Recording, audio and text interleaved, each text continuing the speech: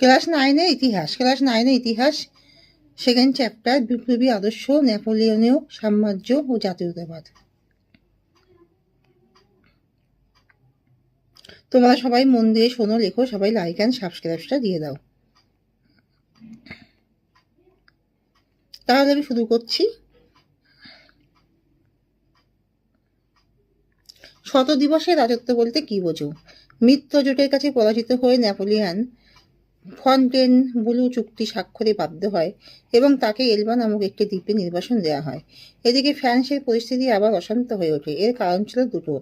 প্রথমত, নেপোলিয়নের পরে ফ্রান্সের সিংহাসন দখল করেন অষ্টাদশ লুই এবং তার সাথে সাথেই ফ্রান্সের সামন্তবাবুরা আবার শক্তিশালী হয়ে ওঠেন। ফ্রান্সের জনগণের পক্ষে এটা মেনে নেওয়া সম্ভব ছিল না।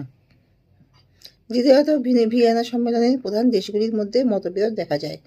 সুযোগ সন্ধানী নেপোলিয়ন এই জটিল পরিস্থিতির সুযোগ নেন। মাত্র 1050 সেনা নিয়ে নেপোলিয়ন এলবা দ্বীপ ত্যাগ করে ফ্রান্সে ফিরে আসেন। ফ্রান্সের জনগণ নেপোলিয়নের প্রত্যাবর্তনকে অভ্যর্থনা জানায় এবং নেপোলিয়ন পুনরায় নিজেকে ফ্রান্সের সম্রাট হিসেবে ঘোষণা করেন। নেপোলিয়নের রাশিয়া আক্রমণের কি কি কারণ ছিল? টিলিশিটের সন্ধি।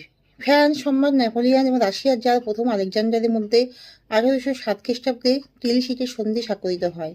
এর দুটি শর্ত: প্রথমত, রাশিয়া ফ্রান্স প্রণীত মহাদেশীয় অবরোধ ব্যবস্থায় যোগ দেবে এবং ফ্রান্স রাশিয়াকে তুরস্ক আক্রমণের জন্য প্রয়োজনীয় সেনা সাহায্য প্রদান করবে। চুক্তির পরে রাশিয়া মহাদেশীয় ব্যবস্থায় যোগ দিলেও ফ্রান্স তুরস্ক আক্রমণের বিষয়ে সিদ্ধান্ত দেখায়। এর ফলে দুই দেশের মধ্যে শৈত্য বৃদ্ধি পায়।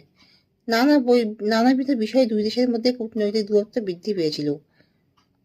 জার্মানি পুনর্গঠনের সময় পার্সিয়া অধিকৃত পোল্যান্ডের অংশ নিয়ে নেপোলিয়ন গ্র্যান্ড ডাচি অফ ওয়ার্স রাষ্ট্র তৈরি করেছিল।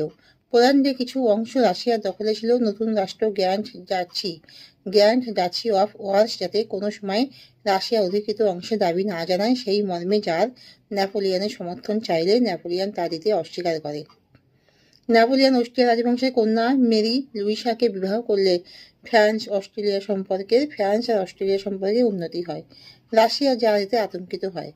রাশিয়া ফ্রান্স প্রণোদিত মহাদেশীয় অবরোধ ব্যবস্থায় যোগদান করেছিল, কিন্তু রাশিয়ার বাজারে ব্রিটিশ পণ্যের যথেষ্ট চাহিদা ছিল। এর ফলে রাশিয়ার বাজারে দ্রব্যমূল্য অসম্ভব বৃদ্ধি পায়। 1810 খ্রিস্টাব্দে রাশিয়ার জার মহাদেশীয় অবরোধ ব্যবস্থা মানতে অস্বীকার করে এবং চুক্তি ভেঙে যায়।